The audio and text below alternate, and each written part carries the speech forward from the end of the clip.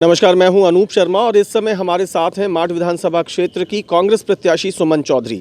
सुमन चौधरी का परिचय अपने आप में काफ़ी हो सकता है। स्वाभाविक रूप से हर व्यक्ति की अपनी एक आइडेंटिटी और एंटिटी होती है, लेकिन इसके साथ साथ यहाँ महत्वपूर्ण ये है कि ये योगेश पचेहरा की धर्मपत्नी है।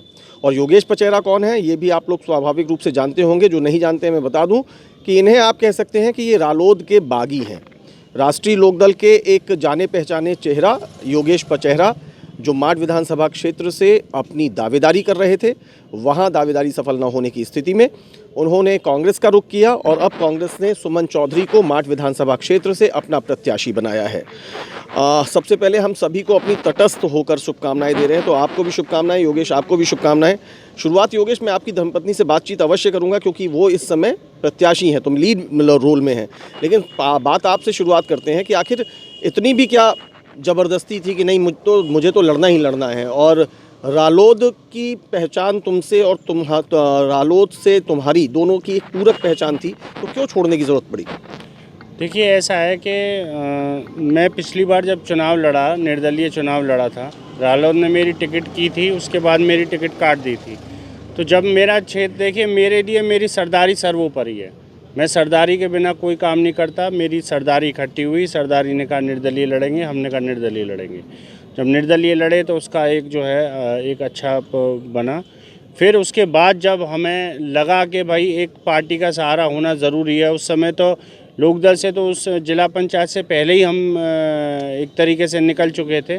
तो उसके बाद हम निर्दलीय रहे। उसके बाद हमने क्षेत्र में जाके सब जगह अपना जो है पूछा, सबसे बात की, तो सब ने फिर यही कहा कि आप जो है कांग्रेस ज्वाइन करिए। मैं थोड़ा जल्दीबाजी कर गया और बता नहीं पाया। मैं वही जानना चाह रहा था कि लड़ाई तो जिला पंचायत चुनाव से ही शुरू हो गई, तो वो लड़ाई भी विरोधी के तौर पर, विद्रोही के तौर पर लड़ी। अब विधानसभा चुनाव में धर्मपत्नी को ला करके फिर विद्रोह, तो ये क्यों, ज़रूरत क्या पड़ रही थी? आप एक कार्यकर्ता के तौर पर क्यों नहीं चल पाए रालोद के साथ? देखिए, विद्रोह तो इसे कहते हैं कि अगर हम निर्दलीय लड़ते इस चुनाव को भी तो वो तो एक विद्रोह होता कि भाई ये विद्रोह है। मगर क्या था कि अगर हमारे जहाँ मान सम्मान में कहीं कमी आ रही है और कहीं हमें मान सम्मान मिल रहा है, तो हर व्यक्ति की ये आस्था होती है कि जहाँ हमें मान सम्मान मिले, दो आदमी हमसे बात करें, तो वहाँ जाके हम जो है अपना बाकी का जीवन गुजारें। मतलब आपके लिए ये मजबूरी का फैसला था? ये बहुत मजबूरी का फैसला था, मेरे लिए बहुत मजबूरी थी। बहुत कठिन समय था उस समय जब मैंने राष्ट्रीय लोकदल छोड़ा, तो मेरे लिए बहुत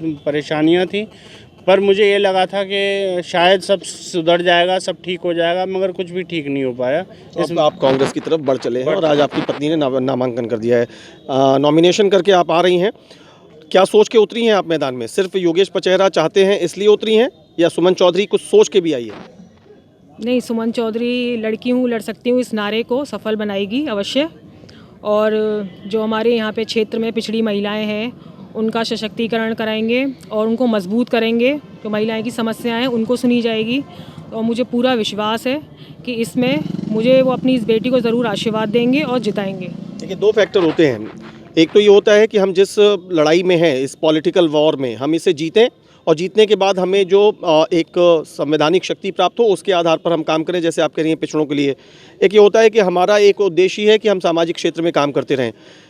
तो यहाँ मेरा कहना इसलिए था कि क्या आपको लगता है कि ये लड़ाई आप जीत पाएंगी, क्योंकि आपका मुकाबला आसान नहीं है उस क्षेत्र में? नहीं, मुझे पूरा विश्वास है कि हम बिल्कुल दमदारी से चुनाव लड़ेंगे और जीतेंगे। आप देखिए कि वहाँ पर बहुजन समाज पार्टी से जो प्रत्याशी हैं वो 8 बार के जीते हुए हैं। एक बड़ा उनके पास अपना अनुभव है, उन्हें माना जाता है कि वो राजनीति के चाणक्य हैं। फिलहाल अगर देखा जाए तो संजय लाठर जी समाजवादी पार्टी से हैं।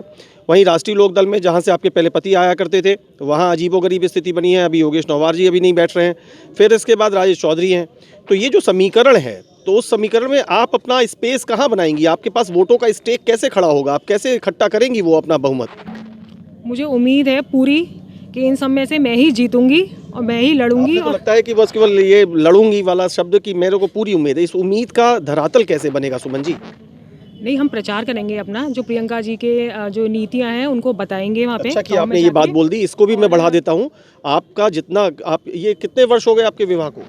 17।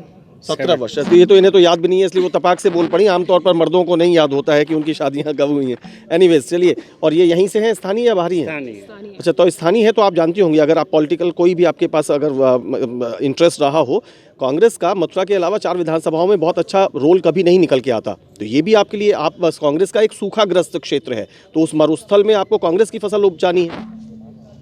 हाँ जी, बिल्कुल, अपने मैं तहे दिल से पूरी उनकी जो प्रियंका जी की नीतियाँ हैं उनको आगे लाऊंगी, उनको मजबूत करूंगी उनके हाथ। बस, धन्यवाद। अब मुझे लगता है कि वो तो बस उम्मीद से भरपूर हैं और अपना लक्ष्य उन्होंने साध रखा है कि प्रियंका जी का साथ लेकर के मुझे चुनाव जीतना है। क्या आप जल्दी से एक लाइन में जवाब दीजिए योगेश कि कैसे आप अपना जीत का समीकरण बना पाएंगे, आप यानी कि आपकी धर्मपत्नी?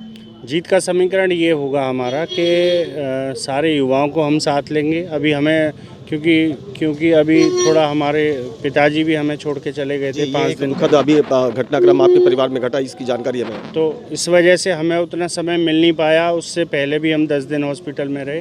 तो अब हम 5 दिन बाद इसकी हम आगे सब बैठ के चर्चा करेंगे और इस पे हम काम करेंगे। अच्छा, आपको लगता है कि वैसे ये सवाल नहीं होना चाहिए, क्योंकि जिस पार्टी से जिसको वास्ता है वो अपने तरफ ध्यान रखे, लेकिन आपका पुराना घर, अभी वहाँ बड़ी जंग चल रही है? देखिए, हर घर में लड़ाई है और जो घर ना देखा वो ठीक है। मैं तो ये आप पलट के नहीं देखना चाहते हैं?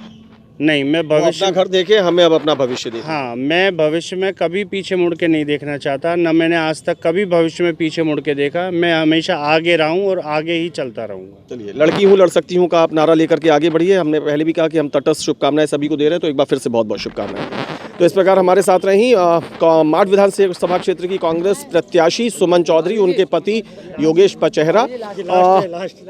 लड़की हूँ लड़ सकती हूँ, ये एक जो टैगलाइन कांग्रेस महासचिव प्रियंका गांधी ने अपने कैंपेन को लेकर के दी है, उसी को वो आगे बढ़ा रही हैं। बहुत सारी उम्मीदें, बहुत सारी आशाएं, बहुत सारे विश्वास के साथ वो आगे बढ़ने के प्रयास में जुट गई हैं। स्वाभाविक रूप से अगर हम मथुरा जनपद की 5 विधानसभाओं को देखें तो मथुरा वृंदावन विधानसभा को छोड़ करके शेष 4 विधानसभाएं कांग्रेस के लिए मरुस्थल समान है। ऐसे में सुमन चौधरी के सामने बहुत बड़ी चुनौती है कि एक तो उनके पति ने हाल ही में राष्ट्रीय लोकदल से नाता छोड़ा है, कांग्रेस के तौर पर एक नई पार्टी ज्वाइन की है। मरुस्थलीय क्षेत्र में कांग्रेस का पंजा कितना ऊंचा उठ पाएगा, ये इस बात पर भी निर्भर करेगा कि उनका जो सामने मुकाबला है जिन प्रत्याशियों से, उनको लेकर के उनकी रणनीति क्या रहती है। ये थी हमारी बातचीत माठ विधानसभा क्षेत्र की कांग्रेस प्रत्याशी सुमन चौधरी और उनके पति योगेश पचेहरा के साथ। ऐसी ही सभी खबरों को देखने के लिए हमारे साथ जुड़े रहिए। नमस्कार।